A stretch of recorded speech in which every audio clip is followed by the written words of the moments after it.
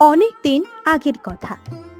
পরিরাজ্যের লালপরি পূর্ণিমা ফল খেতে যেমন ভালোবাসে, তার থেকে বেশি ভালোবাসে ফলের গাছ রোপণ করতে।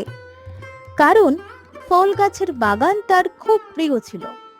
তাই সে মাঝে মধ্যেই নতুন নতুন নানান ফল গাছ তার বাগানে লাগাতো। একদিন লালপরি পূর্ণিমা উড়তে উড়তে তার নিজের হাতে লাগানো ফল বাগানের সামনে আসে আর ভালোভাবে তার বাগানটি দেখে। আহাহাহা, বা, আমার ফলের বাগানটা তো দিনে দিনে খুব সুন্দর হয়ে উঠছে। আম গাছটির মধ্যে অনেক আম ধরছে, আর কলা গাছে কলাগুলো দেখি একদম পেকে হলুদ হয়ে গেছে। অনেক যত্ন এবং ভালোবেসে এই গাছগুলো লাগিয়েছিলাম। আজ গাছের ফলগুলো দেখে আমার যে খুব আনন্দ হচ্ছে, আর ফলগুলো দেখে কিছুতেই যে লোভ সামলাতেও পারছি না। এরপর লালপরি পূর্ণিমা তার জাদুর কাঠির সাহায্যে এক ঝুড়ি আম সংগ্রহ করে। এখন আমার কক্ষে গিয়ে মজা করে এই পাকা মিষ্টি আমগুলো খাবো। তারপর লালপরি পূর্ণিমা আমগুলো নিয়ে উড়তে উড়তে নিজের কক্ষে চলে আসে। ঠিক তখনই চন্দ্রকলা রাজ্যের রানী চন্দ্রিমা লালপরি পূর্ণিমার কক্ষে আসে। প্রণাম রানী চন্দ্রিমা, আপনি হঠাৎ আমার রাজ্যে? হ্যাঁ, আমি হঠাৎ করেই আসলাম, কারণ আমার রাজ্যের অন্নপরীরা সব সময় তোমার ফল গাছ নিয়েই আলোচনা করতে থাকে। চারিদিকে শুধু তোমার ফল বাগানের গুণগান হচ্ছে। খুব ভালো করেছেন রানী চন্দ্রিমা, কারণ আমি আপনার কথা অনেকদিন থেকেই ভাবছিলাম, আর এও ভাবছিলাম যে আমার বাগানের রসালো মিষ্টি ফল খাওয়াবো। আপনি যদি একবার আমার বাগানের ফল খেয়ে থাকেন, তবে তার স্বাদ কখনোই ভুলতে পারবেন না। হ্যাঁ, আমার রাজ্যে তোমার ফলের প্রশংসা সবাই করে, তাই আজ আমি নিজেই চলে এসেছি ফল খেতে। বেশ তো, তাহলে বলুন, আমি আপনার জন্য কোন ফলটি নিয়ে আসবো? লালপরি পূর্ণিমা, আমি তোমার বাগান থেকে জাম ফল খেতে চাই, আর যাওয়ার সময় কিছু জাম সাথে নিয়ে যেতে চাই। কারণ আমি শুনেছি যে জাম ফল একটি গুরুত্বপূর্ণ ঔষধি গুণ সম্পন্ন। তাছাড়া জাম গাছের পাতা, বীজ, ছাল দারুণ উপকারী। আমি এখন একটু বিশ্রাম করে নিই। তাছাড়া আমিও ক্লান্ত হয়ে গেছি, আমার ডানায় ব্যথা করছে, কারণ আমি অনেক দূর থেকে উড়ে এসেছি। এরপর রানী চন্দ্রিমা লালপরীর কক্ষে শুয়ে পড়ে। আর লালপরী মুখ খুলে বলতেও পারে না যে তার বাগানে জাম গাছ নেই। এখন যে আমি কি করি কিছুই বুঝতে পারছি না। এরপর লালপরীর জাদুকরী কুজো বুড়ির কথা মনে পড়ে। কুজো বুড়ি তারার দেশ নামে একটি গ্রামে বাস করে। না না, আমাকে সময় নষ্ট করলে চলবে না। এখনই সেই কুজো বুড়ির কাছে যেতে হবে, কারণ সেখানে গেলে কোন একটি উপায় বের হতে পারে। এই কথা বলে লালপরি পূর্ণিমা সেই তারার দেশে গ্রামে থাকা কুজো বুড়ির উদ্দেশ্যে রওনা দেয়। এবং কিছুক্ষণ যাবার পর লালপরি সেই কুজো বুড়ির গ্রামের সামনে চলে আসে এবং এসে দেখে যে কুজো বুড়ি তার উঠোনের সামনে কিছু একটা করছিল। তবে পরীরা কুজো বুড়িকে জাদুকরি তারার বুড়ি বলে ডাকতো। কি করছো জাদুকরি তারার বুড়ি? এই তো, আমি ফলের বীজগুলো রৌদ্রে শুকোতে দিচ্ছিলাম। তা কি রে লালপরি পূর্ণিমা, অনেকদিন বাদে বুঝি আমার কথা তোর মনে পড়লো? তারার বুড়ি, তোমার কথা আমার সব সময় মনে পড়ে, কারণ তোমার কাছ থেকেই তো আমি অনেক বীজ নিয়ে নতুন নতুন চারা গাছ রোপণ করেছি, এবং তাতে এখন খুব সুন্দর সুন্দর ফল হয়েছে। কিন্তু আজ আমি একটা সমস্যার মধ্যে পড়ে গেছি। তুমি কি আমাকে কোনোভাবে সাহায্য করতে পারবে? কি হয়েছে রে, একবার বলে দেখ, দেখি সাহায্য করতে পারি কিনা। চন্দ্রকোলে রাজ্য থেকে রানী চন্দ্রিমা এসেছে। তিনি আমার ফলের বাগান থেকে জাম ফল খেতে চেয়েছেন, কিন্তু আমার বাগানের যে কোনো জাম গাছ নেই, আর সে কথা আমি বলতেও পারছি না, কারণ তাহলে আমার প্রতিদিনের প্রশংসা সব নষ্ট হয়ে যাবে। হুম, বুঝতে পেরেছি। এরপর তারার বুড়ি একটি জামের বীজ তার উঠোনের মধ্যে রাখে এবং তারার বুড়ি তার জাদুকরি তারার কাঠির সাহায্যে সেই বীজটিকে একটি জাম গাছে পরিণত করে এবং তাতে ধরে রয়েছে প্রচুর জাম। আর এই দৃশ্য দেখে লাল পরী খুব অবাক হয়ে যায় এবং তিনি খুব খুশি হন। এই আমি কি দেখছি, নিজের চোখে যে বিশ্বাস করতে পারছি না। এই নে লাল পরী তোর জাম গাছ, আর দেখ জাম গাছে কত জাম ধরেছে। এই দৃশ্য দেখে সত্যি আমার খুব ভালো লাগছে তারার বুড়ি। তুমি নিমেষের মধ্যে তোমার জাদুকরি তারার কাঠির সাহায্যে আমার সমস্যার সমাধান করে দিলে। তোমাকে অনেক ধন্যবাদ তারার বুড়ি।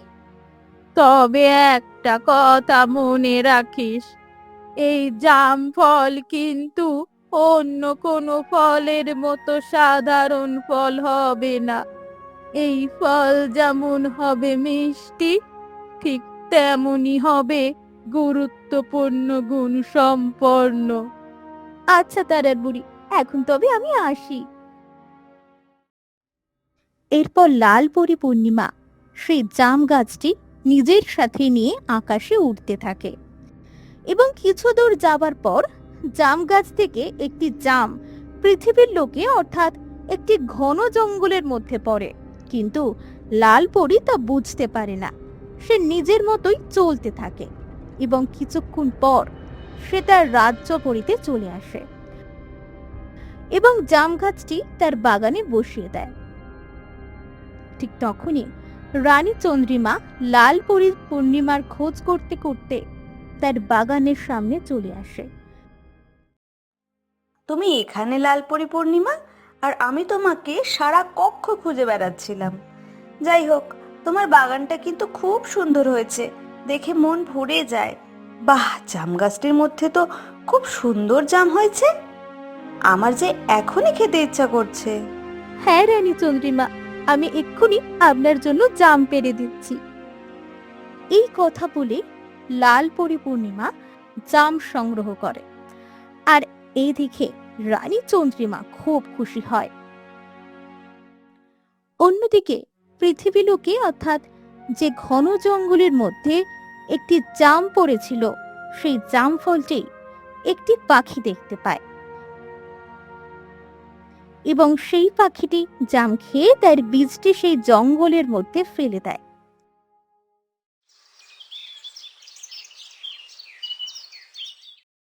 এভাবে দেখতে দেখতে বেশ কিছুদিন কেটে যায় আর ওই গ্রামে বরেন এবং মালতী নামে দুই দম্পতি বাস করত। মালতী, ও মালতী, কোথায় গেলে? ঘরে আছো নাকি? মালতী বরেনের আওয়াজ পেয়ে বাইরে আসে। কি হয়েছে, এত চিৎকার কেন করছো? বলছি রান্না কদ্দূর হলো? আমাকে যে খেয়ে দে কাঠগুলো বিক্রি করতে যেতে হবে। তোমার কি সারাদিন শুধু খাই আর খাই? বলি ঘরে রান্না বান্না করার মতো কিছু আছে কিনা সেদিকে নজর রাখো। আমার হয়েছে যত জ্বালা, জানি না কেন আমি এই মানুষটাকে বিয়ে করতে গেলাম। রাগ করো না মালতী, আমি তো রোজ আমার কাজ করছি, কিন্তু আমার ভাগ্য আমার সাথ দিচ্ছে না। কয়েকদিন থেকে একই অবস্থা, কাঠগুলো কিছুতেই বিক্রি হয় না। তবে আমি সেখানে কি করতে পারি বলো? আচ্ছা বেশ, তুমি বলে দাও আমার এখন কি করা উচিত। তুমি যা বলবে আমি তাই করব, কিন্তু দয়া করে মুখটি আর ভার করে থেকো না। আমি জানি বিয়ের পর থেকে আমি তোমাকে কোনোভাবেই সুখ দিতে পারিনি, শুধু অনাহার আর কষ্টের মধ্যেই তোমার জীবন কেটেছে। দেখো, তোমাকে হার মানলে চলবে না, চেষ্টা চালিয়ে যেতে হবে। তুমি যে জঙ্গলে কাঠ কাটতে যাও, আজ তবে সেদিকে যেও না, কারণ এমনটা তো হতে পারে সে জঙ্গলের কাঠগুলো হয়তো ভালো না, তাই হয়তো ঠিক মতো বিক্রি হচ্ছে না। হ্যাঁ গো, তুমি একদম ঠিক কথাই বলেছো। সেই জঙ্গলের কাঠগুলোই হয়তো ভালো না। তাছাড়া সেই জঙ্গলে দুদিন বাদে বাদে বৃষ্টি হতে থাকে, যার ফলে কাঠগুলো কিছুতেই শুকাতে চায় না। এরপর বরেন কুঠার নিয়ে বেরিয়ে পড়ে অন্য কোনো জঙ্গলের উদ্দেশ্যে, এবং কিছুক্ষণ চলতে চলতে বরেন এক গভীর অরণ্যে চলে আসে। এ আমি কোথায় চলে আসলাম? ও, বুঝতে পেরেছি। এই ঘন জঙ্গল তো আমাদের গ্রামের পূর্ব দিকেই অবস্থিত। এরপর বরেন জঙ্গলের চারপাশ ভালো করে দেখে। এই জঙ্গলের কাঠগুলো দেখে খুব ভালো মনে হচ্ছে। যদি এখান থেকে কিছু কাঠ নিয়ে যেতে পারি, তাহলে হয়তো সে কাঠগুলি ভালো দামেই বিক্রি হবে। এই কথা বলে বরেন কাঠ কাটতে শুরু করে। ঠিক সেই সময় একটি পাখি তার সামনে দিয়ে এক থোকা জামফল মুখে নিয়ে যেতে থাকে। আর এই দৃশ্য দেখেও বরেন মৌন থাকে। সে নিজের কাজের প্রতি ধ্যান দেয়। ইস, দারুণ গরম পড়েছে, ঘেমে একদম ভিজে গেলাম। ঠিক তখনই পাখিটি আবার উড়ে উড়ে জাম গাছের দিকে যেতে থাকে। কি ব্যাপার? পাখিটি একটু আগেই দেখলাম মুখে এক থোকা জাম ফল নিয়ে তার বাসার দিকে হয়তো উড়ে গেল। তাহলে সে আবার কোথায় যাচ্ছে? তাছাড়া এই ঘন জঙ্গলে জাম আসবে বা কি করে? একবার গিয়ে দেখি তো। এই কথা বলেই বরেন সেই পাখিটির পিছু পিছু যেতে লাগে। আর কিছু দূর যাবার পর বরেন এক অদ্ভুত দৃশ্য দেখতে পায়। এসব আমি কি দেখছি? এ তো এক আশ্চর্য কাণ্ড। এই ঘন জঙ্গলে যে এত সুন্দর জাম গাছ আছে তা আমার জানা ছিল না। কি সুন্দর থোকা থোকা জাম হয়েছে। পাখিরা তখন যে যার মতো মনের সুখে জাম খাচ্ছিল এবং বাসায় ফেরার সময় তাদের সন্তান ও সঙ্গীদের জন্য মুখে করে জাম ফল নিয়ে যাচ্ছিল। সত্যি এই দৃশ্য ছিল খুবই অপূর্ব। তার মানে পাখিরা এই জাম গাছ থেকে জাম ফল নিয়ে নিয়ে যাচ্ছিল। এরপর বরেন মালতীর জন্য কিছু জাম সংগ্রহ করে আর বলে, মালতী যদি এই ফলগুলো দেখে তবে সে খুব খুশি হবে, কারণ অনেকদিন থেকে সে জাম মাখা খেতে চেয়েছিল, কিন্তু অভাবের কারণে আমি নিয়ে যেতে পারিনি। তারপর বরেন আর কোনো রকম চিন্তা ভাবনা না করে মালতীর জন্য কিছু জাম ও কাঠ নিয়ে বাড়িতে পৌঁছায়। তুমি চলে এসেছো, ভালো হয়েছে। যাও স্নান সেরে এসো, ভিজে দেখছি একদম পান্তা হয়ে গেছো। হ্যাঁ গো, যা গরম পড়েছে। শোনো না, বলছি এই গরমের মধ্যে একটু জাম মাখা করো, দুজনে একসাথে খাবো। কিন্তু আমি জাম কোথায় পাবো? এরপর বরেন জামগুলোর মালতীর কাছে দেয়, আর জামগুলি পেয়ে মালতী খুব খুশি হয়। এত সুন্দর বড় বড় জাম তুমি কোথায় পেলে? তারপর বরেন ধীরে ধীরে সবকিছু মালতীকে খুলে বলে। জানো, আজ তোমার কথা মতো আমি অন্য এক জঙ্গলে গিয়েছিলাম, আর সেই জঙ্গলে অনেক ভালো ভালো কাঠ দেখতে পাই। ফলে আমি কাঠ কাটতে শুরু করি। ঠিক তখনই জঙ্গলে থাকা কিছু পাখি মুখে করে একগুচ্ছ জাম নিয়ে এদিক সেদিক ঘোরাঘুরি করছিল। তারপর আমি তাদেরকে অনুসরণ করি এবং দেখি যে এক বিশাল জাম গাছ, এবং গাছে সুন্দর সুন্দর অনেক জাম হয়েছে। তাই তোমার জন্য কিছু জাম নিয়ে আসলাম। খুব ভালো করেছো। এই গরমে জাম মাখা খাওয়া স্বাস্থ্যের পক্ষে খুবই উপকারী। তুমি এখানে একটু বসো, আমি এক্ষুনি জাম মাখা করে আনছি।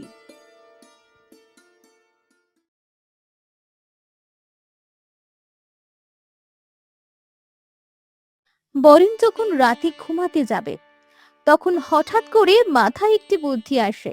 তখন বরেন মালতীকে বলে, আচ্ছা, আমি যদি জঙ্গলের সেই জাম গাছ থেকে কিছু জাম নিয়ে এসে বাজারে বিক্রি করি, তাহলে কেমন হবে? কথাটা তুমি মন্দ বলনি, এর ফলে আমাদের অনেক অর্থ উপার্জন হতে পারে। হুম, তাই ভাবছি কাল সকালে আর কাঠ কাটতে যাব না, বরং কিছু জাম বাজারে বিক্রি করার চেষ্টা করে দেখি কি হয়।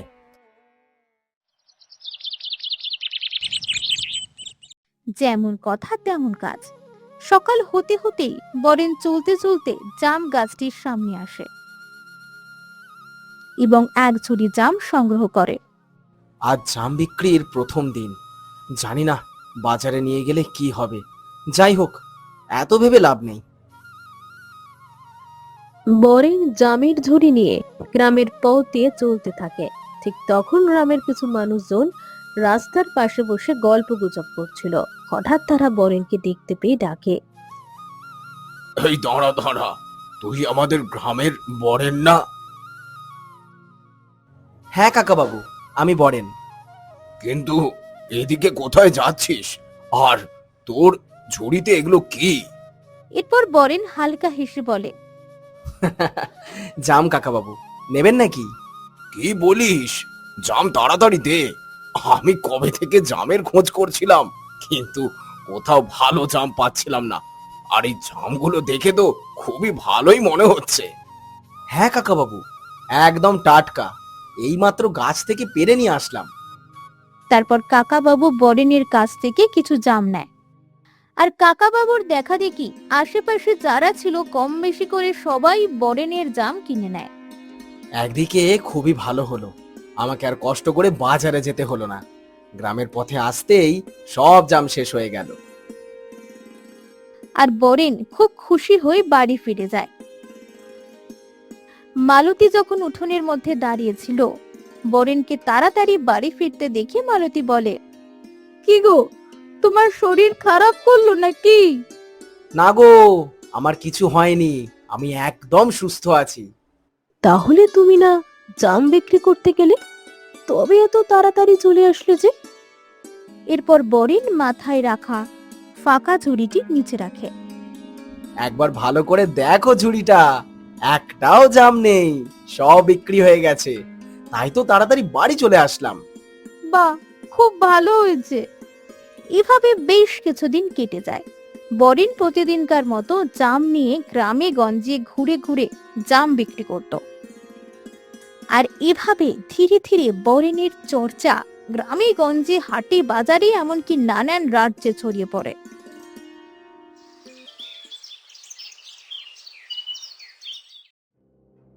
একদিন বরেনের গ্রামের দুই ফল বিক্রেতা কথা বলছিল। আমি একটা জিনিস কিছুতেই বুঝতে পারছি না, বরেন প্রতিদিন দেখি জাম নিয়ে আসে, কিন্তু সে এত জাম কোথায় পায়? কোথায় আর পাবে, বাড়িতে হয়তো জাম গাছ আছে, তা না হলে রোজ রোজ কি আর টাটকা জাম আনতে পারে? না রে, ওর বাড়িতে তো কোনো জাম গাছ নেই, সেটা আমি ভালো করেই জানি। তারপরও সেদিন আমি এক দরকারে বরেনের বাড়ি গিয়েছিলাম, তখনও ভালো করে চারপাশ দেখেছি, কিন্তু কোথাও জাম গাছ দেখতে পাইনি। সে কি কথা? তাহলে ও এত টাটকা টাটকা ফল কোথায় পায়? বাইরে থেকে যদি আনতো তাহলে তো নষ্ট হয়ে যেত। ঠিক তখনই চন্দনপুর রাজ্যের এক প্রহরী তাদের সামনে আসে। তোমরা কি বলতে পারবে এখান থেকে বরেনের বাড়িটি আর কতদূর? এই কথা শুনে তারা একটু উপহাস করে বলে, কেন গো, তুমি কি বরেনের কাছ থেকে জাম নিতে এসেছো? হ্যাঁ হ্যাঁ, তোমরা একদম ঠিক ধরেছো, তবে আমার লাগবে না। আমাদের চন্দনপুর রাজ্যের মহারাজ হয়তো নিতে পারে। যাই হোক, আমার অযথা সময় নষ্ট করলে চলবে না, তোমরা জানলে বলো। হ্যাঁ হ্যাঁ, আমরা জানি, এই তো এই রাস্তা ধরে সোজা গিয়ে বাঁদিকে 2 নাম্বার বাড়িটি। আচ্ছা বেশ। এই কথা বলে প্রহরী সেখান থেকে চলে যায়। দেখলে, মহারাজ পর্যন্ত লোক পাঠিয়ে দিয়েছেন।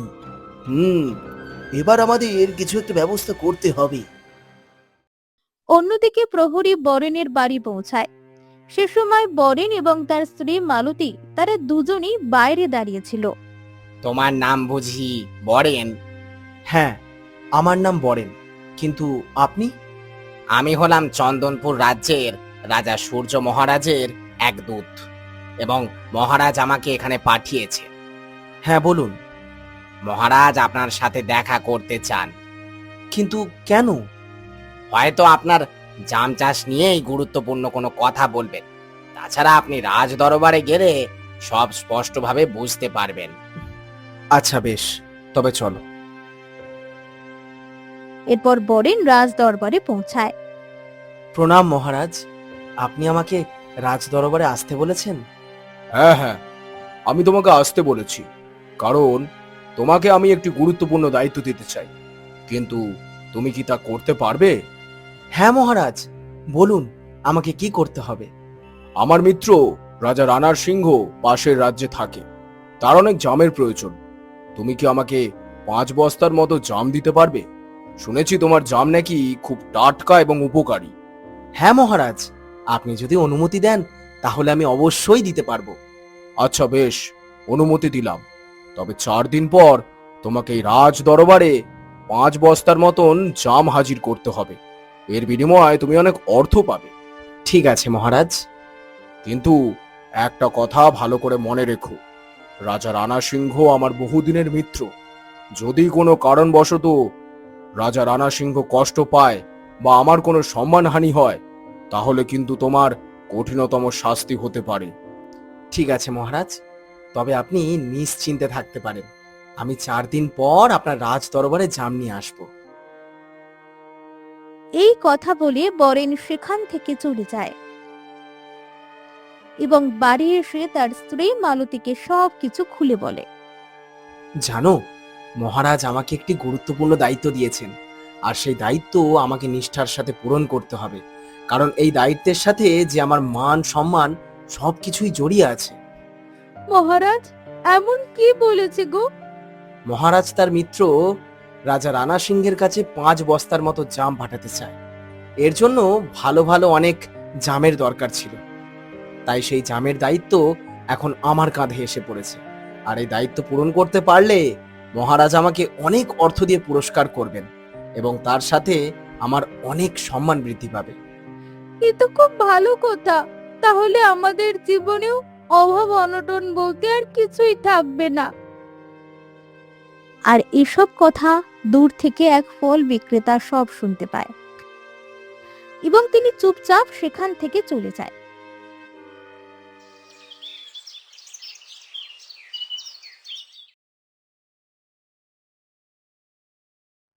এভাবে দেখতে দেখতে 4 দিন কেটে যায় আর সেদিনটা এসে যায়। তাই বরেন তাড়াহুড়ো করে জঙ্গলের দিকে চলতে থাকে, কিন্তু সে জানতো না যে তার সাথে কি হতে চলেছে। জাম গাছটি যেখানে ছিল বরেন ঠিক সেই জায়গায় এসে পৌঁছায় ঠিকই, কিন্তু সেখানে কোনো জাম গাছ ছিল না। আর এই দৃশ্য দেখা মাত্রই বরেনের চোখ একদম কপালে উঠে যায়। তিনি খুব আশ্চর্য হয়ে পড়ে, কারণ জায়গাটা ছিল একদম ফাঁকা। হয় হয় হয়, এ কি করে সম্ভব? গাছটি কোথায় গেল? এখন আমি কি করব? আমার যে সব শেষ হয়ে গেল। সেই সময় বনে থাকা পাখিগুলো জাম ফল খেতে আসে, কিন্তু পাখিগুলো জাম গাছ দেখতে না পেয়ে এদিক সেদিক উঠতে থাকে আর কিচিরমিচির আওয়াজ করে। তারা কিছু একটা বলার চেষ্টা করে। আর ঠিক সেই সময় পরিরাজ্যের লালপরি পূর্ণিমা তারার বুড়ির কাছ থেকে জাদুকরি তারার কাঠি নিয়ে উড়ে উড়ে জঙ্গলের ওপর দিয়ে যাচ্ছিল। ঠিক তখনই লালপরি পাখিদের আর্তনাদ শুনতে পায়। এরপর লালপরি পূর্ণিমা উড়তে উড়তে পাখিদের কাছে আসে। কে তুমি? তোমাকে তো অনেকটা পরিরাজ্যের পরিদের মতো দেখতে। হ্যাঁ গো, আমি পরিরাজ্য থেকে নেমে আসা লালপরি পূর্ণিমা। কিন্তু এখানে কি হয়েছে আর তোমাদের এত দুঃখী মনে হচ্ছে কেন? আর পাখিগুলোই বা এত কষ্ট পাচ্ছে কেন? এরপর বরেন লালপরি পূর্ণিমাকে সবকিছু খুলে বলে। আমি একজন কাঠুরে ছিলাম। অভাব অনটনের মধ্যে আমাদের দিন চলতো। একদিন এই বনে এসে আমি একটি অদ্ভুত জাম গাছ দেখতে পাই। আর সেই জাম গাছ থেকে কিছু কিছু জাম নিয়ে আমি গ্রামে গ্রামে বিক্রি করে সংসার চালাতাম। আর বনের সেই পাখিগুলো সেই জাম খেয়ে খিদে নিবারণ করত। আজ মহারাজের কাছে 5 বস্তা জাম নিয়ে যাওয়ার কথা ছিল। তবে আমি আমার কথা ভাবছি না। এই পাখিগুলোর জন্য আমার খুব কষ্ট হচ্ছে, কারণ এই পাখিগুলোর জন্যই আমি এই জাম গাছের সন্ধান পেয়েছিলাম। সত্যি তুমি ভালো মনের মানুষ, কারণ তুমি নিজের বিপদে থাকা সত্ত্বেও অসহায় এই পাখিগুলোর কথা চিন্তা করছো। তোমার এরূপ চিন্তা ভাবনা দেখে আমি খুব খুশি হয়েছি। ঠিক তখনই লালপরীর হাতে থাকা জাদুকরি তারার কাঠিটি ঝলমল করে ওঠে। তার মানে এই সেই তারার বুড়ির দেওয়া জাম গাছ ছিল। সেদিন নিয়ে যাওয়ার সময় হয়তো কোনো একটি জাম খসে পড়ে গেছিল, তা না হলে তারার কাঠিটি কোনো সংকেত দিত না। এরপর লালপুরি পূর্ণিমা তার জাদুর শক্তির মাধ্যমে দেখে যে কে এমন জঘন্য কাজ করেছে। তোমরা কোনো চিন্তা করো না, এই কাজ আর কেউ না, বরং তোমাদের গ্রামে থাকা দুই ফল বিক্রেতা মিলে এমনটা করেছে। আর সেই সময় এই পাখিগুলো দেখেছিল, তাই তারা আমাকে সেই কথা বলারই চেষ্টা করছে। তবে তাদের আশা কখনো পূরণ হবে না, কারণ তাদের সমস্ত ফল পচে নষ্ট হয়ে যাবে এবং তারা কখনো বাজারে বা অন্য কোথাও ফল বিক্রি করতে পারবে না। তাদের জীবনের সব সময় দুঃখ কষ্ট লেগেই থাকবে, কারণ তারা হিংসা করে এই কাজ করেছে। আর এসব কথা শুনে বরেন খুব অবাক হয়ে যায়। এরপর লালপরি পূর্ণিমা জাদুকরি তারার কাঠির সাহায্যে সেখানে 5 বস্তা জাম প্রস্তুত করে, আর এ দেখে বরেন এবং বনে থাকা পাখিরা খুব খুশি হয়। পাখিরা গাছের ডালে বসে মনের খুশিতে ফল খেতে থাকে। আপনাকে অনেক ধন্যবাদ লালপরি পূর্ণিমা, কারণ আজ আপনার জন্যই আমাদের সব সমস্যার সমাধান হয়ে গেল। তবে আমি আপনার কাছে একটু অনুরোধ করতে চাই। হ্যাঁ বলো। আপনি এমন কিছু একটা করুন যাতে এই জাম গাছ আর কোনো মানুষের চোখে না পড়ে। শুধুমাত্র বনের পশু পাখিরাই আনন্দে এবং মনের সুখে জাম ফল খেতে পারে, এবং তাদের আর কষ্ট করে যেন কোথাও না যেতে হয়। আচ্ছা বেশ, তাই হবে। এরপর লালপরি পূর্ণিমা জাম গাছে কিছু একটা জাদু করে সেখান থেকে চলে যায়।